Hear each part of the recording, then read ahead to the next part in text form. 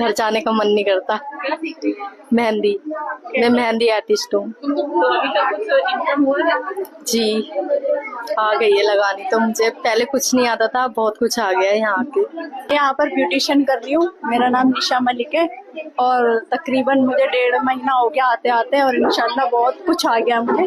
और यहाँ पे आके बहुत खुशी होती है, ऐसा लगता है जैसे मतलब अपने ही घर में आए और जाने का भी मन नहीं करता। और यहाँ के लोग भी बहुत अच्छे और मैम भी बहुत अच्छी। आके बहुत ज्यादा अच्छा लग रहा है, सबसे मिले जाना क्या, लड़कियां भी इतना कुछ कर सकती हैं।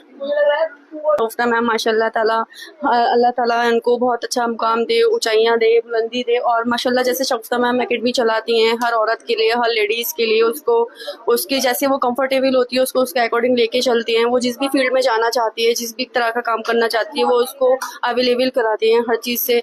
और माशाल्लाह शगुफ्ता मैम बहुत अच्छी हैं, अल्लाह ताला उन्हें तरक्की दे, बुलंदियाँ दे इंशाल्लाह। एकेडमी की